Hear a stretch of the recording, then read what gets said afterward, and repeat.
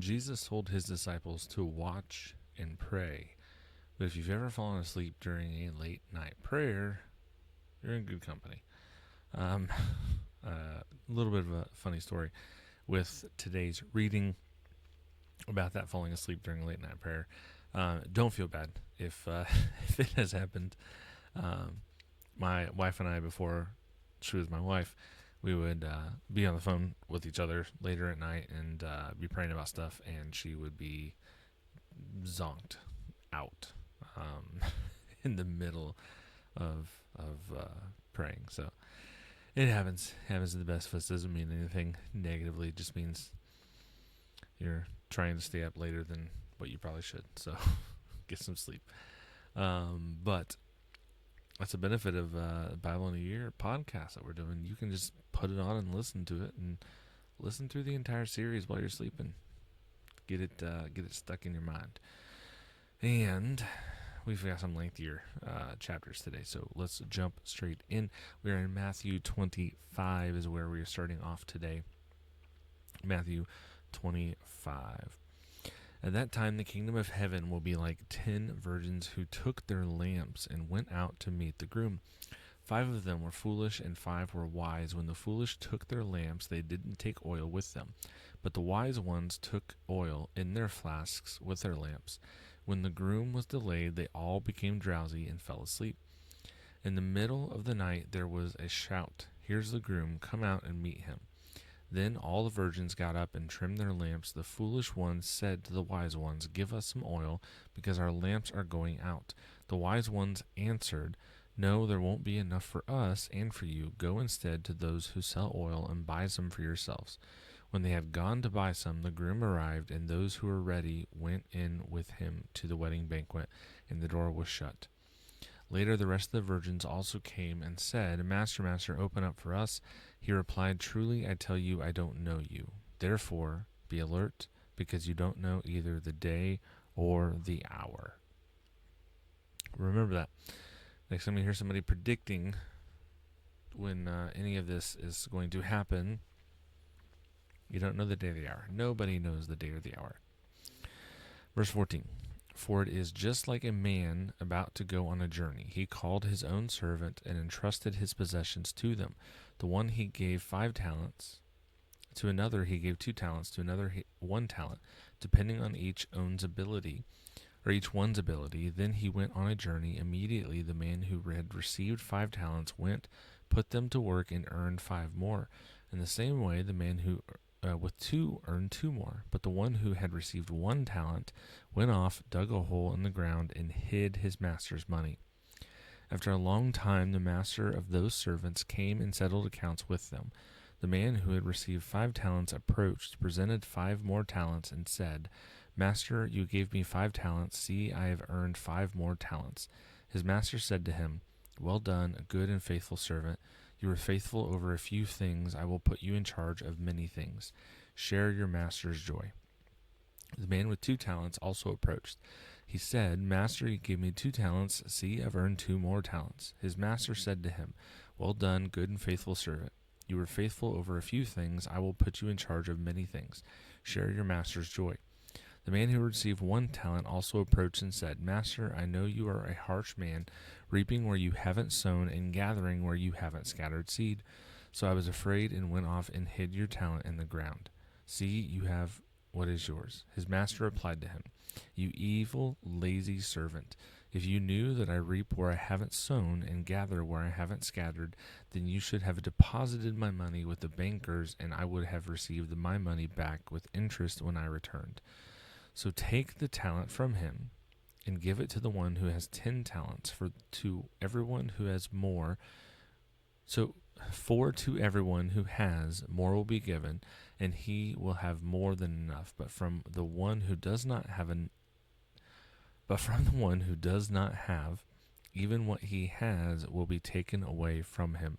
And throw this good-for-nothing servant into the outer darkness, where there will be weeping and gnashing of teeth." When the Son of Man comes in his glory and all the angels with him, then he will sit on his glorious throne.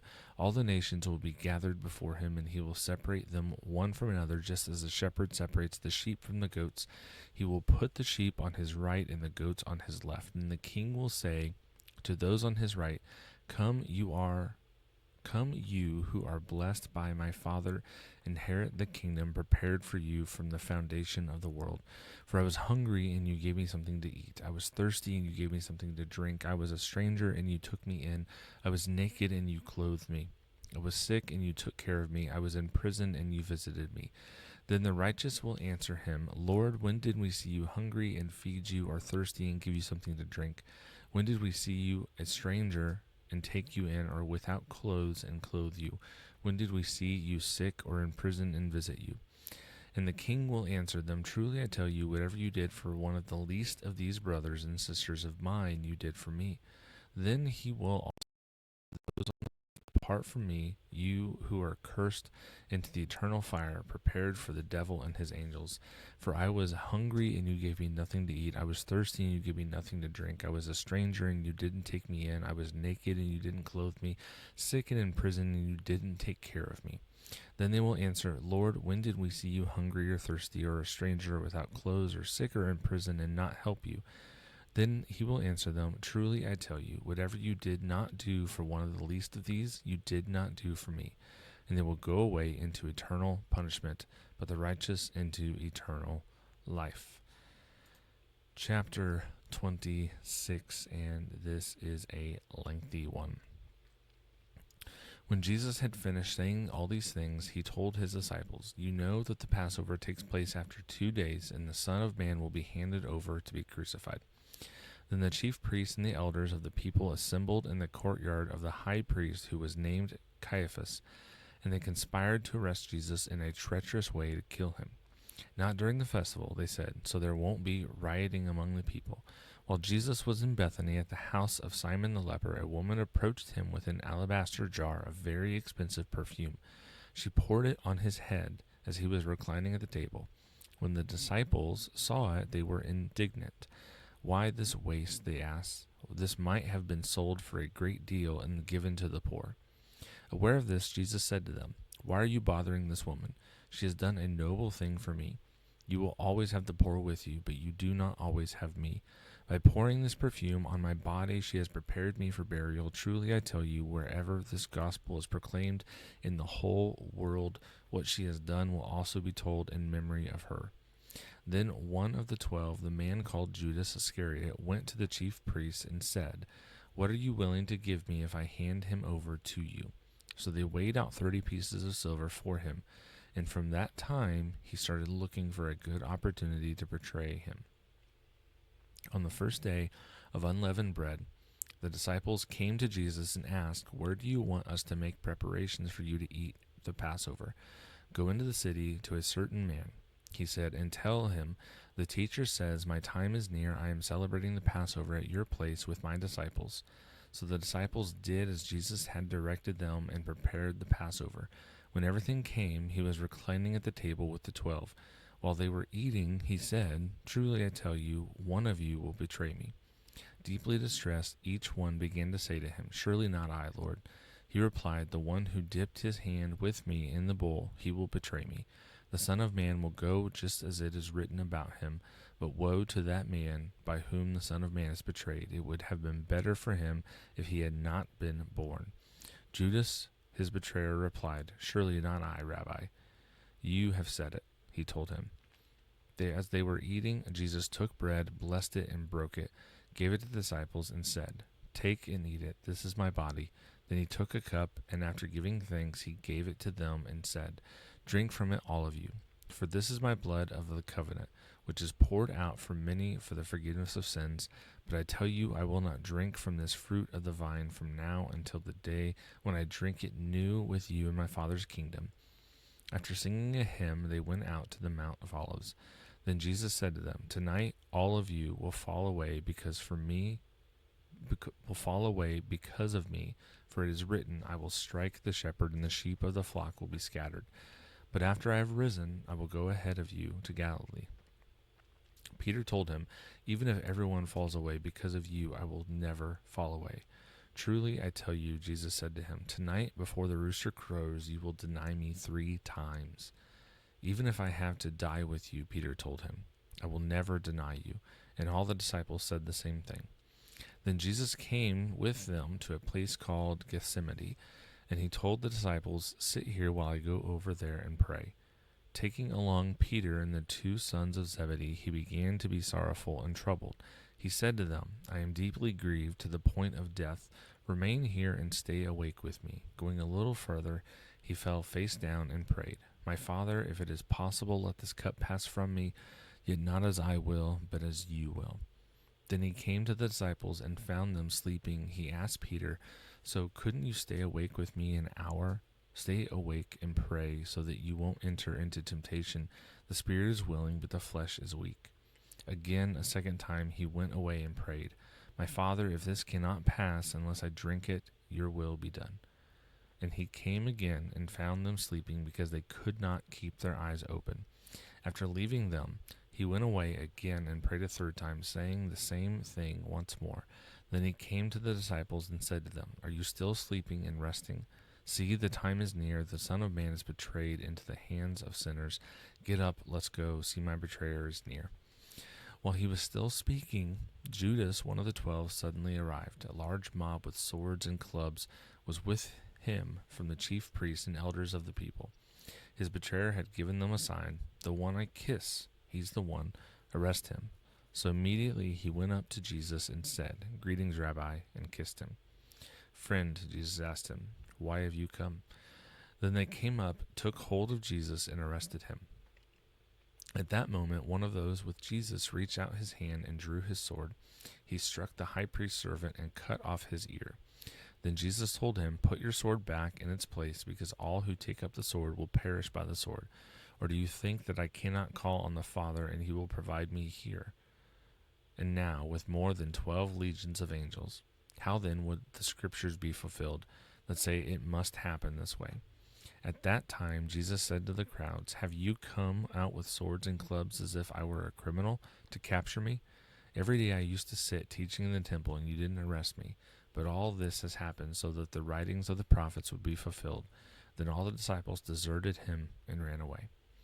Those who had arrested Jesus led him away to Caiaphas the high priest, where the scribes and the elders had convened. Peter was following him at a distance, right to the high priest's courtyard. He went in and was sitting with the servants to see the outcome. The chief priests and the whole Sanhedrin were looking for false testimony against Jesus so that they could put him to death, but they could not find any. Even though many false witnesses came forward, finally 2 who came forward stated, "This man said, I can destroy the temple of God and rebuild it in 3 days."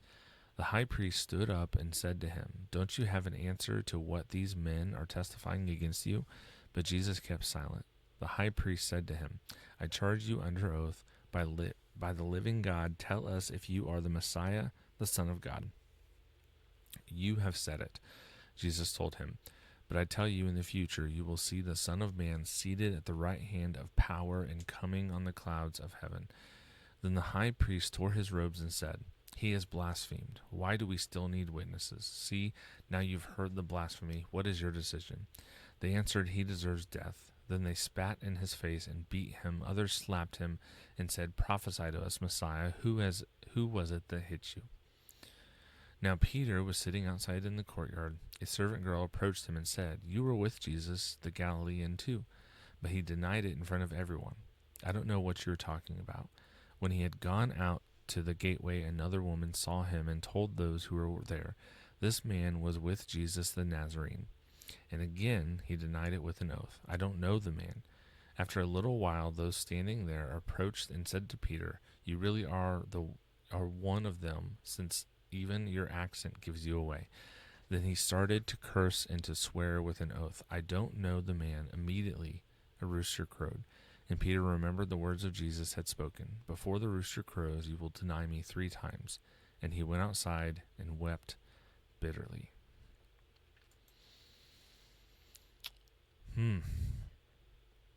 Getting into some heavier stuff for sure.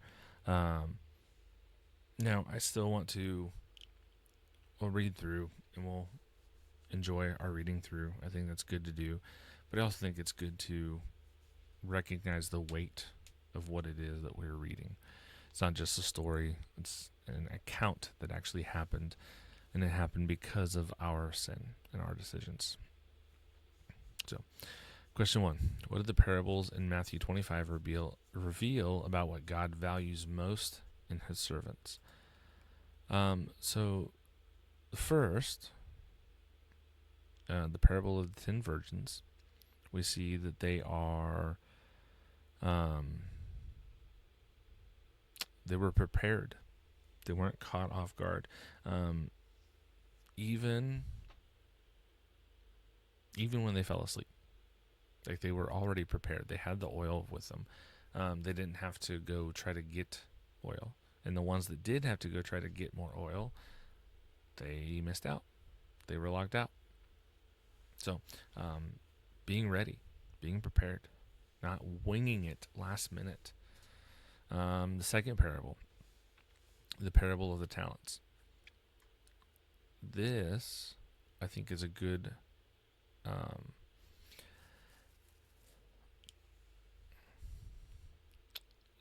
we see the 3 servants. The one, he didn't lose any money. He just didn't do anything with it. I've heard different takes on this. I've heard different opinions on this. I don't know that I know any of them are 100% positive, but I've heard some people say that there's a connotation of spite from the last servant. I don't know if that's true or not. Either way, he did nothing with it. He squandered what was given to him. He didn't handle it.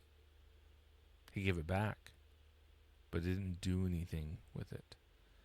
And because of that, he was thrown out. So we see preparedness and doing something with what you're given. And then the last is not really a parable. Excuse me. Talking about the sheep and the goats. But I think we can see that preparedness and doing something with what you're given. Right? They talk about talents, and they're supposed to be a coin of some kind, but handling that, doing something with that, not just blowing it and just being lazy, letting time go by, waiting for Jesus to come back, trying to do something with what you've been given, the talents that you have, the actual talents that you have, the ability that you have, try to do something with it. Question 2. In Gethsemane, Jesus prays, "Not as I will, but as you will." How can that prayer shape our response to suffering or uncertainty? I think this is a beautiful, beautiful passage showing how we should be. Even Jesus here, we see that there's a dual will.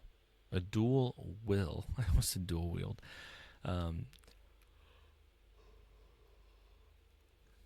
Excuse me. I'm just like the disciples right now.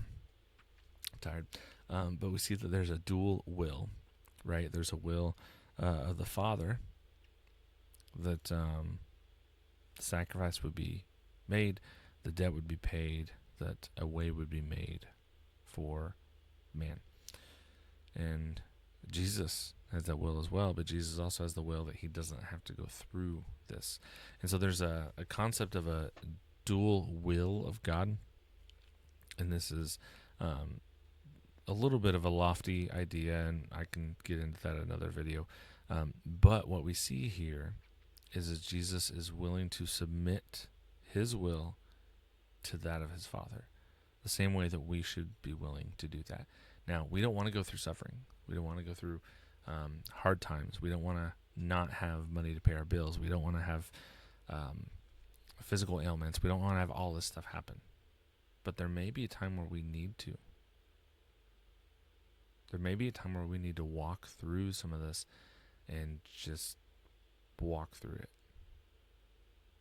So I think that is something to keep in mind.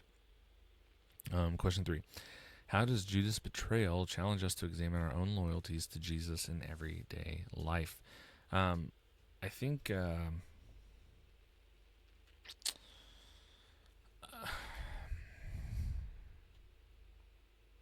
Judas was out to help himself. Judas gave up Jesus, compromised Jesus in order to make some money.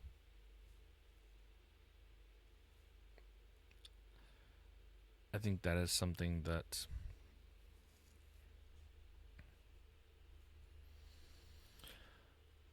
okay, maybe we don't do that exact thing. But how many of us would actually be able to firmly say, no, I would not do that? Maybe it's not money, maybe it's something else. But there is an idea of, or an element in here of